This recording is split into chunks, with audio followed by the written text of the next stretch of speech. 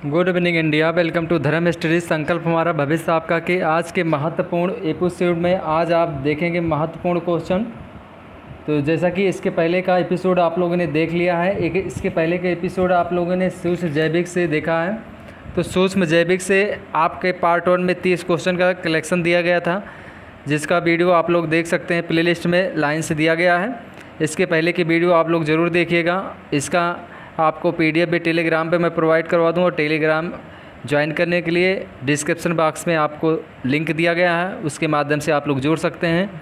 साथ ही साथ जितने भी सोसाइटी देंगे हैं उन सब पे कहीं ना कहीं आप लोगों के लिए जानकारी के काफ़ी महत्वपूर्ण क्वेश्चन पोस्ट किए जाते हैं। आप सभी सोशल साइटों से जुड़िएगा, फेसबुक, ट्विटर, टेलीग्राम, इंस्टाग्राम सब ज्वाइन कीजिएगा। उसके बाद आप लोगों से निवेदन है कि आप लोग वीडियो को प्लेलिस्ट में जाकर ज़रूर देखिएगा, क्योंकि प्लेलिस्ट में काफ़ी ज़्यादा महत्वपूर्ण नॉलेजेबल वीडियो आप लोगों के लिए बनाया गया है, उसमें सजाया गया है, उसको ज़रूर देखिएगा। और जितनी भी वीडियो होंगी उनको आप कम से कम थैंक्स स्वरूप 5 ग्रुपों में अवश्य शेयर कीजिएगा। इन्हीं सब शब्दों के साथ polytechnic entrance exam, D pharma, group ई और के लिए जो है, साथ ही साथ ग्रुप ए के जितने भी पॉलिटेक्निक के साइंस के पोर्शन है के लिए काफ़ी ज़्यादा महत्वपूर्ण एपिसोड में सूक्ष्म जैविकी का चल रहा है। इसमें पार्ट 2 आप लोग देखने चल रहे हैं, तो ध्यान दीजिएगा। सूक्ष्म जैविकी का पार्ट 2 शुरू करने चल रहे हैं। आप लोगों से निवेदन, वीडियो कम से कम 5 बार देखिएगा और 5 ही ग्रुपों में कम से कम शेयर कीजिएगा। तो पहला प्रश्न है, निद्रालु व्याध रोग की वाहक है। थोड़ा सा अजीब सा प्रश्न है, ध्यान दीजिएगा, और प्रश्न में थोड़ा लेवल है। तो निद्रालु व्याधि रोग की वाहक है कौन सी मक्खी? सिकता मक्खी, घरेलू मक्खी दूसरा ऑप्शन। तीसरा ऑप्शन है फल मक्खी, डी ऑप्शन है सीसी मक्खी। तो ध्यान दीजिएगा, निद्रालु व्याधि रोग की वाहक है कौन सी इसमें मक्खी? ध्यान दीजिएगा, क्वेश्चन काफ़ी ज़्यादा इम्पोर्टेंट है। आप लोग बताइएगा, थोड़ा समय मैं दे देता हूँ, सोचिए। तो आपका बिल्कुल सही उत्तर होगा इसमें आपका सीसी मक्खी। कौन सा? डी ऑप्शन आपका सही होगा, सीसी मक्खी। इसके विषय में थोड़ा सा बता देते हैं। निद्रालु व्याध रोग ट्राइपैनोसोमा, ध्यान दीजिएगा, ट्राइपैनोसोमा बुरसेई प्रजाति के प्रोटोजोआ के कारण होता है, जिसका वाहक सीसी मक्खी है। ध्यान दीजिएगा, निद्रालु व्याध रोग ट्राइपैनोसोमा बुरसेई प्रजाति के प्रोटोजोआ के कारण होता है, जिसका वाहक सीसी मक्खी है। क्लियर हो गया होगा। प्रश्न का नोट मैंने अपने तरीके से बताया। नेक्स्ट का प्रश्न है, निद्रा रोग इसके कारण होता है। किसके कारण होता है? क्वेश्चन मार्क, इसको आप लोग समझिए। नंबर 1 नाइजीरिया, दूसरा एंटेमीबा, सी ऑप्शन है ट्राइपैनोसोमा, डी ऑप्शन है एस्चेरिचिया। तो ध्यान दीजिएगा, निद्रा रोग किसके कारण होता है? तो ध्यान दीजिएगा, आपका बिल्कुल सही उत्तर होगा ट्राइपैनोसोमा। जैसा कि अभी मैंने बताया कि ट्राइपैनोसोमा बुरसेई प्रजाति के प्रोटोजोआ के कारण होता है कौन सा रोग? निद्रालु व्याध रोग। ठीक ना? क्लियर हो गया। प्रश्न काफ़ी ज़्यादा इंपॉर्टेंट है, लैंग्वेज को पकड़िएगा, ध्यान दीजिएगा, रिपीट करके देखिएगा, ध्यान दीजिएगा। नेक्स्ट, काला जार, जिसे काला ज्वर कहते हैं, किससे संचारित होता है? नंबर 1 ट्रेट्सी मक्खी, काला जार है, काला जार किससे संचारित होता है? ट्रेट्सी मक्खी, घरेलू मक्खी, एनोफिलीज मक्खी और सिकता मक्खी।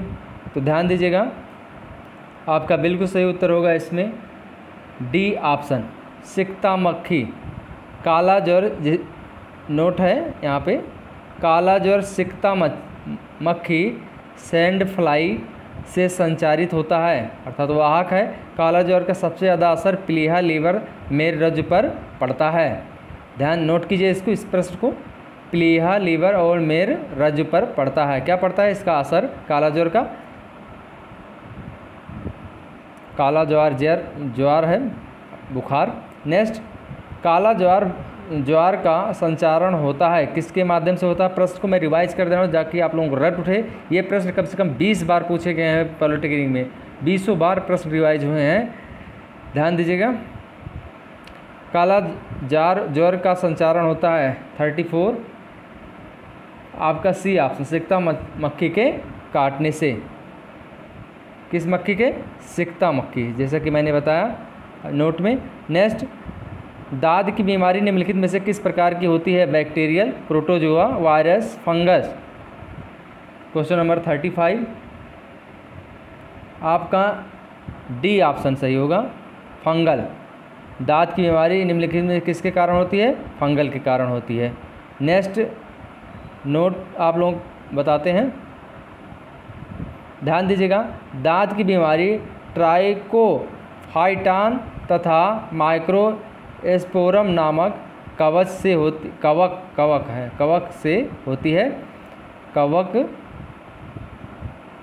होती है, ध्यान दीजिएगा। दांत की बीमारी, नोट है, दांत की बीमारी किससे होता है? ट्राइकोफाइटान तथा माइक्रोस्पोरम।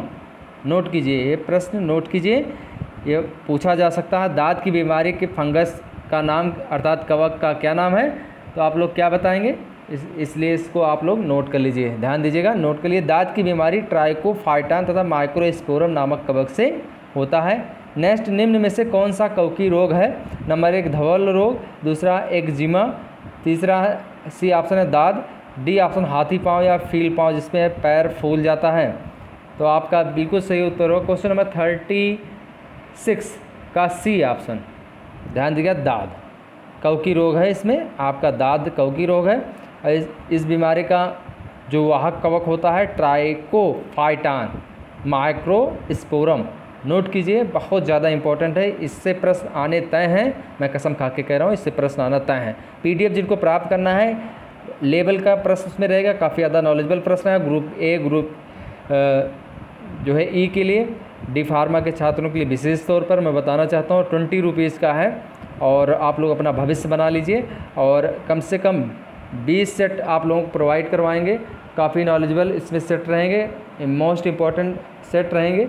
तो ध्यान दीजिएगा, ऐसे सेटों को आप लोग पूरे मनोस्थिति के साथ आप लोग सॉल्व कर सकते हैं। और 20 रुपीज़ बहुत ज़्यादा नहीं होता है, आप 20 रुपये प्राप्त करके अपना भविष्य 20 रुपये के माध्यम से आप लोग अपना भविष्य बना सकते हैं। काफ़ी ऐसे ज़्यादा उसमें नॉलेजेबल क्वेश्चन रहेंगे जो लगभग 50 बार आए हैं, उन आने की भी प्रबल उम्मीद रखते हैं।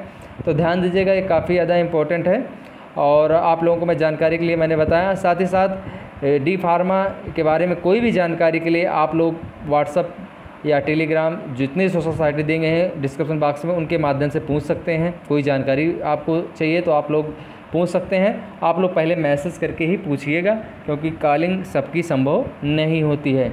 ऐसी स्थिति में आप लोग बताइएगा, और जिनको जिनको पीडीएफ फॉर्म चाहिए पेड, वो ज़रूर बताएं।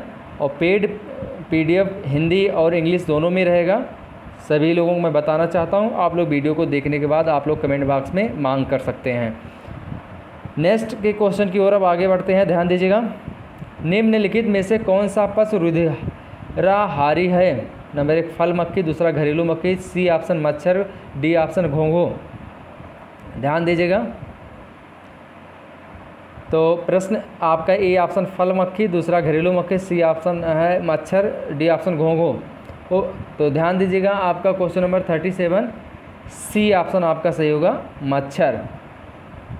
ध्यान दीजिएगा, उपर्युक्त दिए गए विकल्पों में से मच्छर की रुधिराहारी सिर्फ मादा मच्छर ही मनुष्य या अन्य जंतुओं के रक्त चूसती है, जबकि नर मच्छर पेड़ पौधों का क्या चूसते हैं? रस चूसते हैं। इम्पोर्टेंट प्रश्न है, कौन सा पशु रुधिराहारी है? रुधिराहारी है तो आपका मच्छर, मतलब रुधिर को आहार बनाने को वाले को क्या कहते हैं? रुधिराहारी, रुधिर धन आहारी। यहाँ पर संधि के रूप में आप लोग जान सकते हैं। तो यहाँ पर नहीं, बहुत नॉलेजेबल एक यहाँ पर प्रश्न बनता है। नर मादा में सिर्फ केवल मादा ही मच्छर ही जंतुओं या मनुष्यों के रक्त चूसती हैं, बाकी नर क्या करते हैं?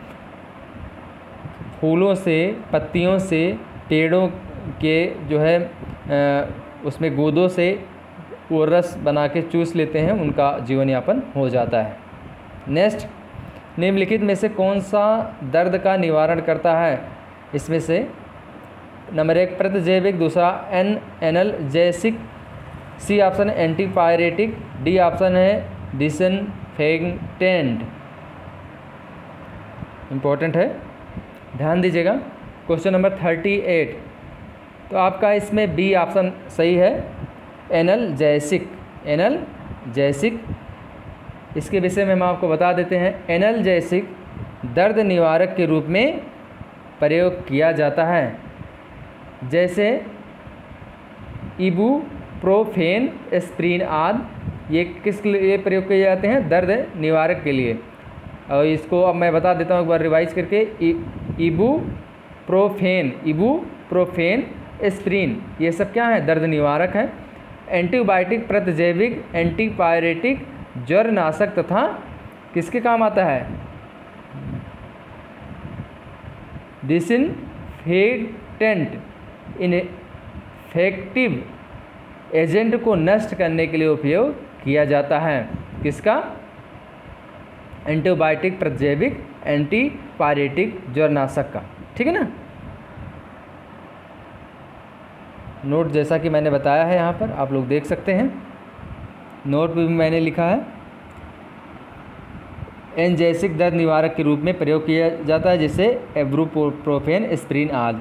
एंटीबायोटिक, प्रतिजैविक, एंटीपायरेटिक, ज्वरनाशक तथा डिसइंफेक्टिंग इन्फेक्टिव एजेंट को नष्ट करने के लिए उपयोग किया जाता है। नेक्स्ट, चेचक के प्रति टीकाकरण में समावेश किया जाता है किसका? हत जर्मों का, डी ऑप्शन दुर्लभ जर्मों का, सी ऑप्शन जीवित प्रतिरक्षियों का, डी ऑप्शन सक्रिय जर्मों का। क्वेश्चन नंबर 39, तो आपका बिल्कुल सही उत्तर होगा सी ऑप्शन। क्वेश्चन नंबर 39 का सी ऑप्शन आपका सही होगा, जीवित प्रतिरक्षियों का। चेचक का के प्रति टीकाकरण में समावेश किया जाता है किसका? जीवित प्रतिरक्षियों का। क्वेश्चन नंबर 39, ध्यान दीजिएगा इस प्रश्न में जीवित प्रतिरक्षियों का, इसमें पूरा मैं क्लियर करता हूँ आप लोगों के सामने। किसी बीमारी के विरुद्ध प्रतिरोधात्मक क्षमता तब विकसित होती है जो दवा खिलाई या पिलाई अथवा अन्य रूप में दी जाती है। इस टीका या वैक्सीन को क्या कहते हैं? टीकाकरण कहते हैं। क्या कहते हैं? ये टीका या वैक्सीन को क्या कहते हैं? इस प्रकार की प्रक्रिया को टीकाकरण, वैक्सीनेशन कहते हैं। ठीक ना? संक्रामक रोगों के रोकथाम के लिए टीकाकरण सर्वाधिक प्रभावी एवं सस्ती विधि माना जाता है। जैसे चेचक का टीका, जैसे आप लोग जान सकते हैं, जैसे कोविड शील्ड लग रही है इस समय, कोविड-19 का। चेचक के प्रति टीकाकरण में जीवित प्रतिरक्षियों का समावेश किया जाता है। इसकी खोज किसने की थी? चेचक के टीके की खोज किसने की थी? एडवर्ड जेनर ने। अलग से मैंने बता दिया। अब नेक्स्ट प्रश्न की तरफ चलते हैं। चेचक के टीके वैक्सीनेशन का आविष्कार किसने किया था?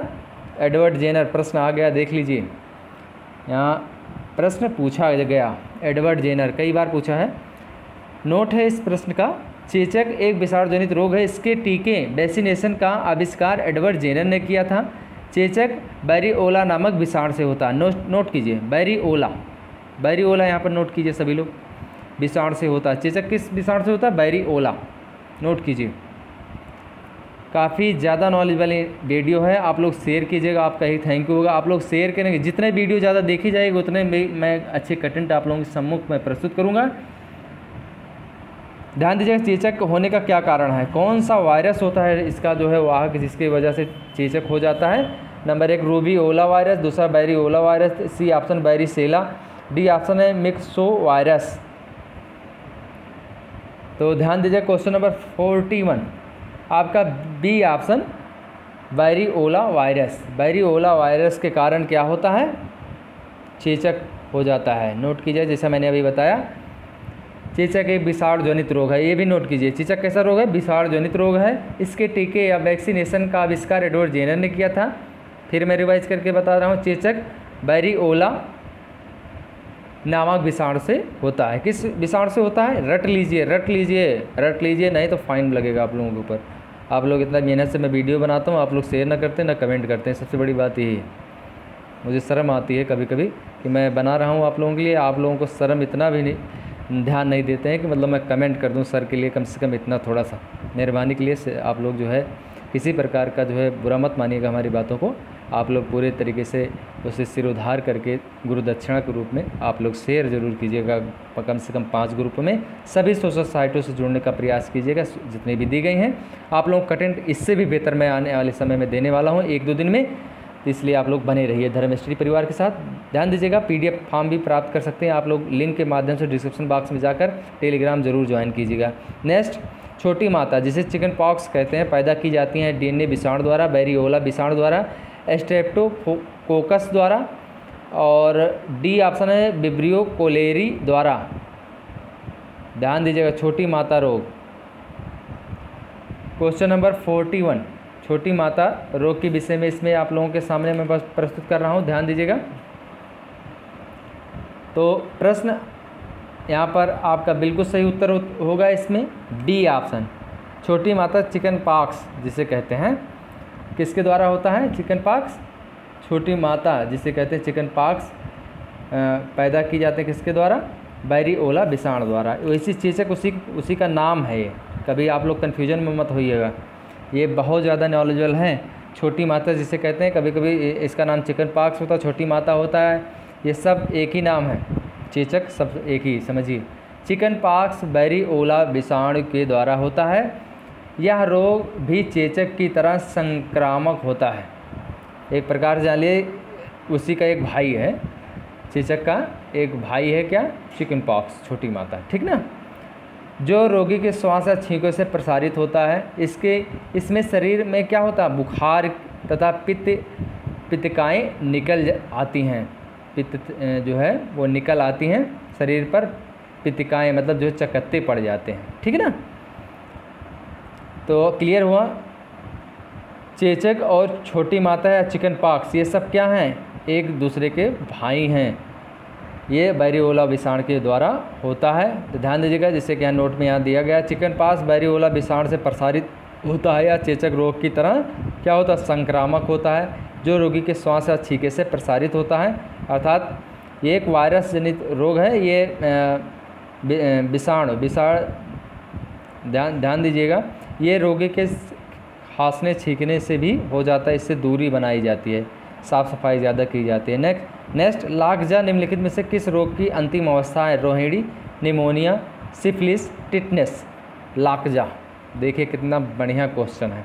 सारे क्वेश्चन कम से कम 20-25 बार पूछे गए हैं और ये प्रश्न पुनः पूछे जाएंगे, इसमें से आना तय है। 43 काफ़ी ज़्यादा विशेषज्ञों के माध्यम से क्वेश्चन तैयार किया जा रहा है धर्म स्टडी परिवार, काफ़ी ज़्यादा संकलन करके, काफ़ी किताबों का, ध्यान दीजिएगा, कई वर्षों का संकलन इसमें किया गया है। आपका बिल्कुल सही, लाकजा, टिटनस। लाक हो जाता है कब? जब टिटनस हो जाता है। टिटनस में पैर वैर क्या होता है? टेढ़ हो जाते हैं, अर्थात लाक हो जाते हैं। ऐसी अवस्था हो जाती है कि रोगी चल फिर नहीं पाता है, उसमें कहीं न कहीं बहुत बीमारियां हो जाती हैं। मैं इसका क्लेरिफाई कर देता हूं आप लोगों को। टिटनस की अंतिम अवस्था क्या कहलाती है? लाकजा। यह रोग बैसिलस टिटेनी नामक किस विषाणु के द्वारा होता है? जीवाणु के द्वारा होता है टिटनस। जीवाणु विषाणु क्लियर कर लीजिएगा, ये इससे एक प्रश्न आता है।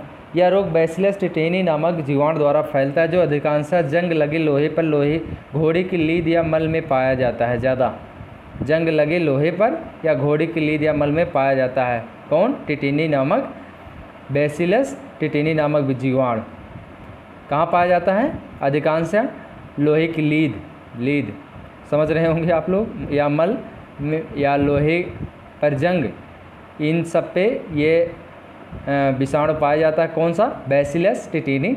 इस रोग को धनुष टंकार भी कहते हैं, नोट कीजिए इसको। टिटनेस रोग को क्या कहते हैं? धनुष टंकार। बहुत लोगों को नहीं मालूम होगा, जिनको नहीं मालूम आप लोग कमेंट बॉक्स में बताइएगा। धनुष टंकार भी कहा जाता है। इससे व्यक्ति के तंत्रिका तंत्र में संक्रमण फैलने लगता है। ध्यान दीजिएगा, क्लियर हो गया? टिटनेस, धनुष टंकार जिसे कहते हैं। नेक्स्ट, किस रोग से रक्षा करने के लिए शिशुओं में DPT का टीका लगाया जाता है? ध्यान दीजिएगा। नंबर 1 रोहिणी डिप्थीरिया जिसे कहते हैं, हिंदी इंग्लिश दोनों जानिए, पोलियो तथा टिटनेस से। बी ऑप्शन रोहिणी निमोनिया तथा क्षमा से। सी ऑप्शन रोहिणी कुकुर खांसी तथा टिटनेस से। डी ऑप्शन रोहिणी चेचक तथा टिटनेस से। क्वेश्चन नंबर 44, तो आपका डी ऑप्शन है, रोहिणी कुकुर खांसी तथा टिटनेस रोग के निवारण के लिए अर्थात रोग ना हो तो DPT का टीका, किसका? DPT का टीका लगाया जाता है। आपका डी ऑप्शन सही है। DPT का टीका शिशुओं को रोहिणी कुकुर खांसी, है ना, पर्टूसिस, टिटनस तथा टिटनस से रक्षा करने के लिए, कुकुर खांसी जो पर्टूसिस कहते हैं, लगाया जाता है। ये बैक्टीरिया जनित रोग है, बैक्टीरिया जनित रोग है। नोट में मैंने बताया आप लोगों को। नेक्स्ट, DPT टीका निम्नलिखित में से किस रोग के बचाव के लिए किया जाता है, अर्थात दिया जाता है, लगाया जाता है रक्षा करने के लिए? क्वेश्चन नंबर 45, तो आपका बिल्कुल सही उत्तर होगा इसमें रोहिणी गला घोटू जिसे कहते हैं, रोहिणी गला घोटू भी कहते हैं, पोलियो तथा क्षमा। डी ऑप्शन रोहिणी कुकुर खांसी तथा क्षमा। सी ऑप्शन रोहिणी कुकुर खांसी तथा टिटनेस। डी ऑप्शन रोहिणी पोलियो तथा tetanus. Question number 45, C option आपका सही होगा, रोहिणी कुकुर खांसी तथा टिटनेस। DPT का टीका लगाया जाता है। टिटनेस का कारण होता है, क्या कारण होता है टिटनेस का? Clostridium virus, bacteriophage, salmonella. Tetanus का मुख्य कारण क्या है? जैसा कि अभी मैंने बताया, क्या है? क्लास्ट्रीडियम। टिटनेस का मुख्य कारण क्या है? यहाँ पर आप लोग देख सकते हैं। क्वेश्चन नंबर का आपका बिल्कुल सही यहाँ पर ऑप्शन होगा 40C का पहला ऑप्शन, क्लास्ट्रीडियम। यहाँ पर आप लोग देख सकते हैं। टेटनस क्लास्ट्रीडियम टिटेनी द्वारा प्रसारित होता है, यह जीवाणु है। इस रोग का उपचार DPT टीका के द्वारा किया जाता है। नेक्स्ट, निम्नलिखित में से वह संक्रामक रोग कौन सा है जो एक व्यक्ति से दूसरे व्यक्ति में नहीं फैलता है? नंबर 1 सार्स, दूसरा टिटनस। सी ऑप्शन है मीजल्स। डी ऑप्शन है, यहाँ ध्यान दीजिएगा, यहाँ पर डी ऑप्शन है फुफ्फुसी यक्ष्मा। फुफ्फुसी यक्ष्मा टफ है, तो आपका बिल्कुल सही उत्तर होगा बी ऑप्शन, टिटनस। संक्रामक रोग है जो एक व्यक्ति से दूसरे व्यक्ति में सीधा नहीं फैलता है, टिटनस। और बाकी सब नोट कर लीजिए, सार्स, मीजल्स, फुफ्फुसी, ये सब क्या है? एक दूसरे के माध्यम से फैलते हैं। क्या है? फैलते हैं। किससे? एक पर्सन से दूसरे पर्सन में क्या होते हैं? ये फैलते हैं।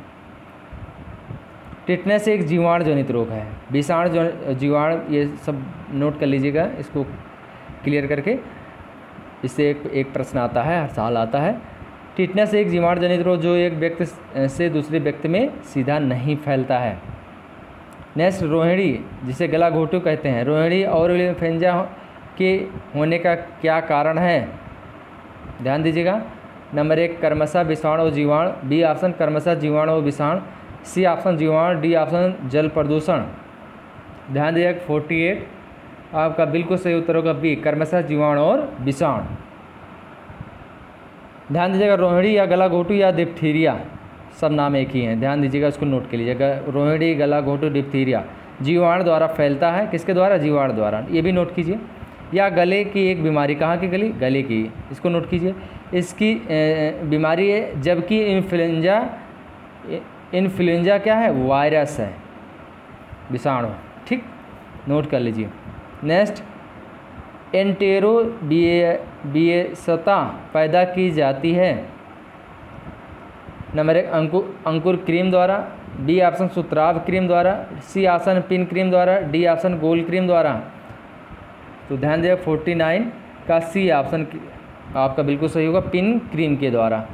एंटेरोबियसता पिन क्रीम द्वारा पैदा की जाती है। यह संघ निमेटोडा का जंतु है। इसका जीवन चक्र एक पोषी होती है।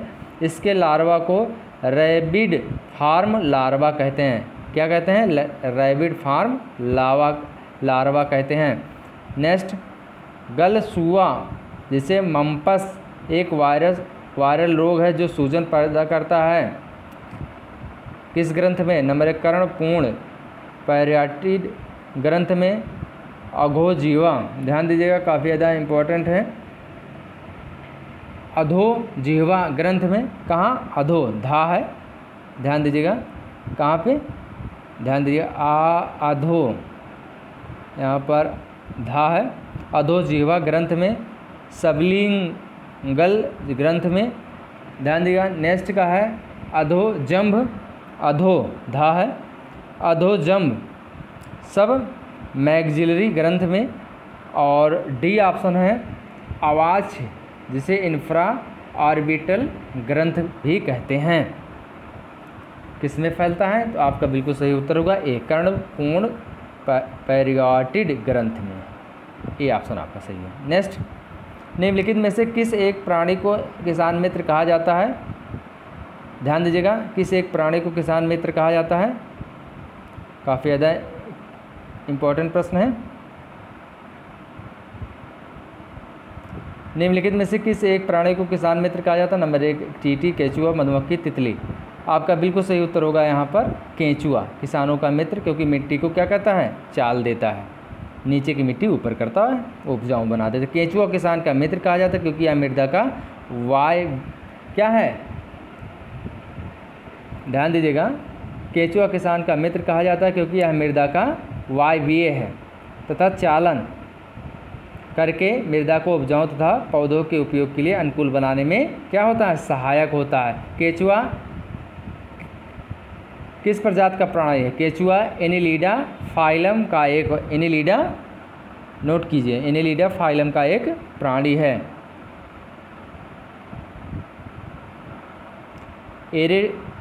एरेट्स एंड मिक्स द सॉइल।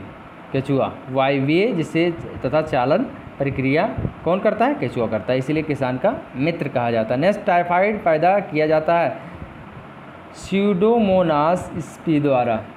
किसके द्वारा? स्यूडोमोनास स्पी द्वारा, स्टेफाइलोकाकस द्वारा, सी ऑप्शन बैसिलस द्वारा, डी ऑप्शन साल्मोनेला टाइफी द्वारा।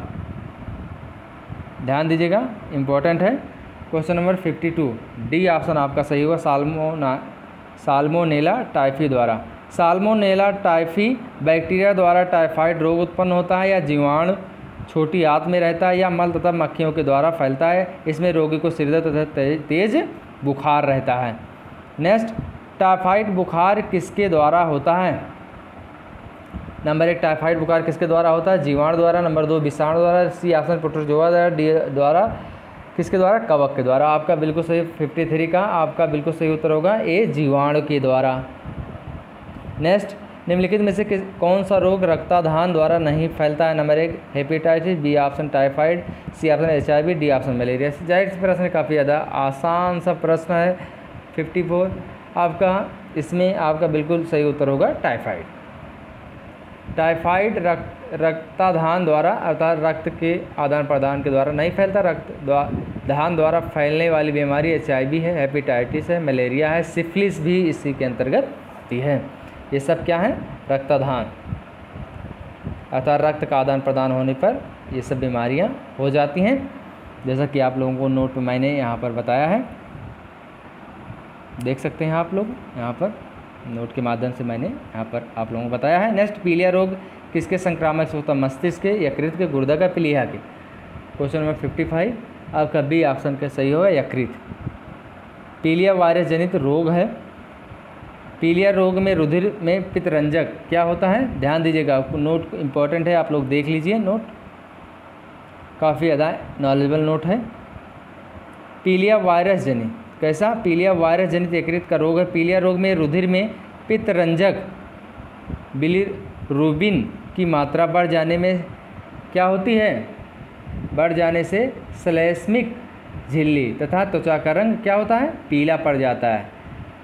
मूत्र पील हरा सा हो जाता है, अर्थात मूत्र पील कैसा होता है? रंग उसका हरा हो जाता है। और ऐसी स्थिति में उपचार न मिलने पर क्या होता है? रोगी की मृत्यु हो जाती है। नेक्स्ट, निम्नलिखित में से कौन सा रोग नाइट्रेट संदूषित भोजन तथा जल के उपभोग द्वारा होता है? नंबर 1 मिनी मैटर, दूसरा अस्थि सुशिरता, सी ऑप्शन है blue baby syndrome, D option है एस्बेस्टेसिस। ध्यान दीजिएगा, यहाँ पर यदि भोजन तथा जल में नाइट्रेट की मात्रा अधिक हो जाती है तो वह शरीर के लिए हानिकारक होता है, विशेषकर बच्चों में यह जानलेवा होता है। यह हीमोग्लोबिन के साथ क्रिया करके क्या करता है? क्वेश्चन नंबर 56 क्या करता है? ध्यान दीजिएगा, सी ऑप्शन आपका है ब्लू बेबी सिंड्रोम। तो पहले आप ब्लू बेबी सिंड्रोम आपका सी ऑप्शन सही है। यहाँ नोट आप लोग ध्यान दीजिए, सभी लोग नोट ध्यान दें। यदि भोजन, नोट को, यदि भोजन तथा जल में नाइट्रेट की मात्रा अधिक हो जाती तो यह शरीर के लिए क्या होता है? हानिकारक होता है, विशेषकर बच्चों में यह जानलेवा होता है। यह हीमोग्लोबिन के साथ क्रिया करके हीमोग्लोबिन बनाता है जो ऑक्सीजन संवाहक को क्या करता है? रोक देता है, जिसे ब्लू बेबी सिंड्रोम कहते हैं। क्या कहते हैं? ब्लू बेबी सिंड्रोम कहते हैं। नोट कीजिएगा सभी लोग, स्क्रीनशॉट आप भी लिख सकते हैं इंपॉर्टेंट क्वेश्चनों का। नेक्स्ट, लेप्रासी बेसिलस का आविष्कार किसने किया था? कोच ने, हैंसेन ने, फ्लेमिंग ने, हार्वे ने। क्वेश्चन नंबर 57 तो आपका बिल्कुल सही उत्तर होगा यहाँ पर हैंसेन ने लेप्रासी बेसिलस का आविष्कार। ध्यान दीजिएगा, यहाँ पर नोट में भी आप लोगों को बताया गया लेप्रासी बेसिलस की खोज हैंसेन ने की थी, इसलिए लेप्रासी को क्या कहते हैं? हैंसेन रोग भी कहते हैं। नोट कीजिए, हैंसेन रोग भी कहते हैं। या माइकोबैसिलस लेप्री द्वारा फैलता है। नेक्स्ट प्रश्न की ओर चलते हैं। घातक मलेरिया फैलाने वाले मलेरिया परजीवी हैं।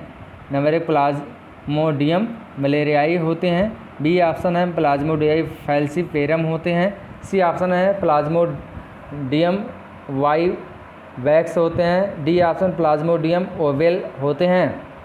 क्वेश्चन नंबर 58 ध्यान दीजिएगा, काफ़ी ज़्यादा नॉलेजेबल प्रश्न है आपका। इसमें बी ऑप्शन सही होगा, प्लाज्मोडियम फैल्सीपेरम होते हैं।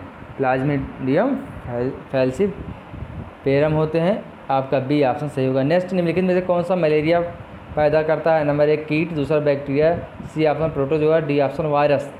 क्वेश्चन नंबर 59 का सी ऑप्शन सही होगा, प्रोटोजोआ। तो ध्यान दीजिएगा, आपको यहाँ पर घातक मलेरिया फैलाने वाले परजीवी इसमें प्लाज्मोडियम फैल्सीपेरम होते हैं। इसके विषय में आप लोगों को बता दें, मलेरिया रोग प्लाज्मोडियम के प्रोटोजोआ परजीवी के माध्यम से फैलता है। मुख्यतः 5 प्रकार के होता है। प्लाज्मोडियम परजीवी मनुष्य को प्रभावित करते हैं, जिसमें सर्वाधिक खतरनाक प्लाज्मोडियम फैल्सीपेरम को माना जाता है। कितने प्रकार के होते हैं? 5 प्रकार के होते हैं। प्लाज्मोडियम फैल्सीपेरम सबसे ज़्यादा खतरनाक होते हैं। इसमें मलेरिया किसके द्वारा एक व्यक्ति से दूसरे व्यक्ति तक अंतरित किया जाता है? नंबर 1 एडीज मच्छर, दूसरा क्यूलेक्स मच्छर, सी ऑप्शन एनाफिलीज मच्छर, डी ऑप्शन है उपयुक्त सभी। तो इम्पॉर्टेंट है question number 60, C option Anopheles मच्छर, एनाफिलीज मच्छर के द्वारा। नेक्स्ट, मलेरिया सबसे प्रचलित संक्रामक रोगों में से एक है। यह रोग प्लाज्मोडियम कण के प्रोटोजोआ परजीवी के माध्यम से फैलता है। मलेरिया के परजीवी वाहक मादा एनाफिलीज ध्यान दीजिएगा, मादा एनाफिलीज मच्छर हैं। क्वेश्चन नंबर 60 का आपका सी ऑप्शन सही होगा। नेक्स्ट, मलेरिया निम्नलिखित में से किसके काटने से होता है? नंबर 1 खटमल या बग जिसे कहते हैं, बी ऑप्शन मादा एनाफिलीज मच्छर, सी ऑप्शन मक्खी, डी ऑप्शन कॉकरोच। 61 आपका बी ऑप्शन मादा एनाफिलीज मच्छर के द्वारा काटने से होता है क्या? मलेरिया। टॉक्सिकोलॉजी का संबंध किसके अध्ययन से? नंबर 1 वायरसों से, बैक्टीरिया से, बी ऑप्शन, सी ऑप्शन रोगों के, डी ऑप्शन है विषों के। आपका 62 का आपका डी ऑप्शन है विषों के अध्ययन। टॉक्सिकोलॉजी का संबंध किससे है? विषों से। आपका डी ऑप्शन सही है, ध्यान दीजिएगा। नेक्स्ट, नोट की ओर अब चलते हैं। ध्यान दीजिए, विश्व के अध्ययन को टॉक्सिकोलॉजी, विषाणुओं के अध्ययन को वायरोसोलॉजी, जीवाणुओं के अध्ययन को बैक्टीरियोलॉजी तथा रोगों के अध्ययन को पैथोलॉजी कहते हैं। पहले ये चारों क्वेश्चन आप लोग नोट कीजिए। नोट का ये चारों जो क्वेश्चन इसमें बन रहे हैं, विश्व के अध्ययन को टॉक्सिकोलॉजी नोट कीजिए, विषाणुओं के अध्ययन को क्या कहते हैं वायरोलॉजी, जीवाणुओं के अध्ययन को क्या कहते हैं बैक्टीरियोलॉजी, 3 हो गए नोट कीजिए, तथा रोगों के अध्ययन को क्या कहते हैं पैथोलॉजी, सभी नोट कीजिए। काफ़ी ज़्यादा नॉलेजेबल प्रश्न है, इम्पोर्टेंट है, ध्यान दीजिएगा। आज का यह एपिसोड कैसा लगा आप लोग बताएंगे कमेंट बॉक्स में। नेक्स्ट का एपिसोड के लिए आप लोगों को जल्द ही नेक्स्ट के क्वेश्चन में बताऊंगा। तो आज पार्ट 3 भी इसका आएगी, ध्यान दीजिएगा। अभी और भी प्रश्न हैं इसमें। तो आज का 2 पार्ट मैं अब तक सूक्ष्म माइक्रोजैविक से बता चुका हूँ। पार्ट 1 वो भी प्लेलिस्ट में जाकर देख सकते हैं, और पार्ट 2 ये 2 हो गए। पार्ट 3 नेक्स्ट कल देखिएगा। और वीडियो कैसा लगा आप लोग बताइएगा। जिनको जिनको PDF चाहिए वो लोग कमेंट बॉक्स में संपर्क कर सकते हैं, और आप नंबर दिया गया है डिस्क्रिप्शन बॉक्स में, उसमें भी मैसेज करके या किसी भी सोसाइटी पर मैसेज करके आप लोग संपर्क कर सकते हैं धर्म हिस्ट्री परिवार से। धर्म हिस्ट्री परिवार की सदस्यता आप लोग ज़रूर लीजिए अपने अच्छे भविष्य के लिए, क्योंकि धर्म हिस्ट्री परिवार आप लोगों के लिए सदैव कटिबद्ध रहेगा। और आने वाले समय में काफ़ी ज़्यादा 1-2 दिन में काफ़ी ज़्यादा परिवर्तन होने वाला है, काफ़ी ज़्यादा धमाका होने वाला है। लगातार 8-8 घंटे की क्लास रहेगी, 7-7, 6-6 घंटे की क्लास रहेगी। तो आपकी पास कराना है आप लोगों को, कई लोगों को टॉप कराना है, कई लोगों को पास कराना है। ऐसी स्थिति में आप लोग पेड क्लास की जो PDF है उसको ज़रूर प्राप्त कीजिएगा, या हो सके पेड आप लोग जो है पेड जो PDF फॉर्म में है उसी को प्राप्त कर लीजिएगा, तब भी आप लोगों का कल्याण हो जाएगा। उसी को पढ़ लीजिएगा, क्योंकि उससे क्वेश्चन आने तय हैं, वो पूरी तरीके से इसी आधार पे बनाया गया है। जिनको PDF चाहिए वो कमेंट बॉक्स में अपना विचार बताएं। इन्हीं सब शब्दों के साथ जिनको वीडियो अच्छा लगा हो, एक बार थैंक्स रूप मैं पुनः कहना चाहता हूँ, वो कम से कम 5 बार देखें। ऐड जो आता है उसको भी देखा कीजिए भाई, विनती करता हूँ ऐड थोड़ा देखा कीजिए, आप लोग स्वीप न कीजिए, ऐड थोड़ा सा देखा कीजिए। थैंक यू होगा आप लोगों का। और कम से कम 5 ग्रुपों में अवश्य शेयर कीजिएगा, ये उससे भी बड़ा थैंक यू होगा। प्लेलिस्ट में जाकर सभी वीडियो देखिएगा, जिसका लिंक डिस्क्रिप्शन बॉक्स में मैंने प्रोवाइड करवा दिया है। सभी सोसाइटियों से जुड़ने का प्रयास कीजिएगा। वीडियो कैसा लगा उसका विचार अवश्य दीजिएगा। इन्हीं सब शब्दों के साथ आप लोगों के उज्जवल भविष्य की कामना करते हुए मैं नेक्स्ट एपिसोड में मिलता हूँ। तब तक के लिए जय हिंद, जय भारत।